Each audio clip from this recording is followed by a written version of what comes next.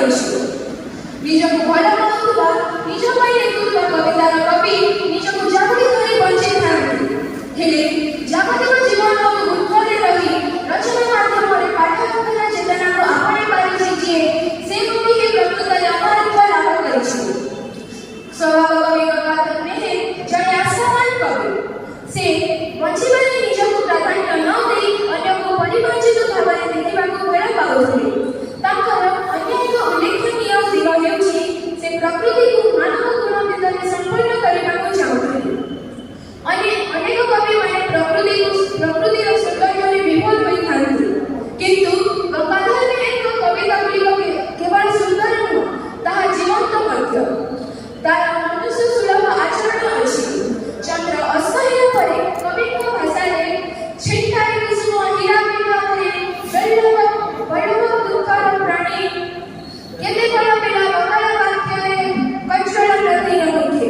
ଏଠାରେ ଚିନ୍ତାଶୂନ୍ୟ ହୋଇ ସାରିଥିବା ପରେ ମାତା ସୀତାଙ୍କ ପାଖରେ ସମସ୍ତ ପ୍ରାଣୀ ଓ ପରିବେଶ ଦୁଃଖ ଜଣାଇଛନ୍ତି ବୋଲି କବି କହିଛନ୍ତି।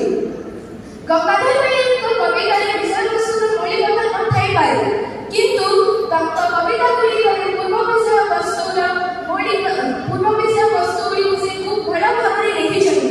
ତାଙ୍କ କବିତା ଗୁଡ଼ିକୁ ଓ ପୌରାଣିକ ଚରିତ୍ର ଗୁଡ଼ିକୁ ପଢ଼ିଲେ ଏବେ ଫେରୁଥିଲା ପରି ଲାଗେ।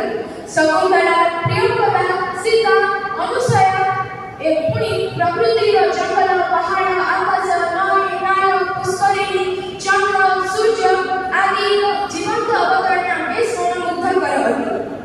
ସେ ତାଙ୍କର ପ୍ରତ୍ୟେକ ସାହିତ୍ୟ କୃତିରେ କହିଛନ୍ତି ଯେ ପ୍ରକୃତିକୁ ନିଜ ସାଙ୍ଗରେ ନେଇକି ଚାଲିଲ।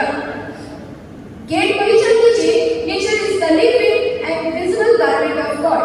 ପ୍ରକୃତି ବିଶ୍ୱ ଜୀବନ ମାନଙ୍କର ଜୀବନ୍ତ ଓ ଦୃଶ୍ୟମାନ ଅବତରଣ। ପ୍ରକୃତିକୁ ଅନୁଭବ କଲେ ମନ ପ୍ରାଣ ଆନନ୍ଦିତ ହୋଇଥାଏ।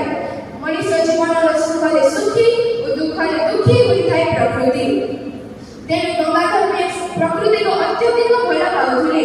ସେ ତାଙ୍କର ଅନେକ କବିତା ଗୁଡ଼ିକରେ ପ୍ରକୃତି ବିଷୟରେ ବର୍ଣ୍ଣନା କରିଛନ୍ତି। ଗଙ୍ଗାଧରଙ୍କର କବିତା ଗୁଡ଼ିକ ଓ ତାଙ୍କର ପ୍ରକୃତି ଅନ୍ୟାୟ ଅତ୍ୟାଚାର ବିରୁଦ୍ଧରେ କ୍ରୋଧ ପ୍ରକଟ କରିଥାଏ। ତାଙ୍କର ପ୍ରକୃତି ନ୍ୟାୟବଦ୍ଧ ଥିଲା। ଗଙ୍ଗାଧରଙ୍କର ପ୍ରକୃତି କେତେବେଳେ ନିୟତି ସହିତ ଯୁଦ୍ଧ କରିଛି ତ ଆଉ କେତେବେଳେ ତାହା ସମ୍ବେଦନଶୀଳ ଭାବ ନେଇକି ମଣିଷର ଅନ୍ୟାୟକୁ ପ୍ରତିବାଦ କରିଛି। ଶେଷରେ ମୁଁ ଏତିକି କହିବି ଯେ ଗଙ୍ଗାଧର ମେହେରଙ୍କ ପ୍ରକୃତି ପ୍ରତି ଯାହା ପ୍ରେମ ଥିଲା ତାହା ଅତୁଳନୀୟ। ଗଙ୍ଗାଧର ମେହେରଙ୍କର ପ୍ରକୃତି ଚିତ୍ର ତାଙ୍କର କାବ୍ୟ କବିତାରେ ସ୍ପଷ୍ଟ ଭାବରେ ଜଣାପଡ଼ିଥାଏ। ସେ ମଣିଷ ହଉ କି ପ୍ରକୃତି ହଉ ତାଙ୍କ ଆଗରେ କେହି ବି ସାନ ବଡ଼ ହୁଅନ୍ତି। ସେ ସମସ୍ତଙ୍କ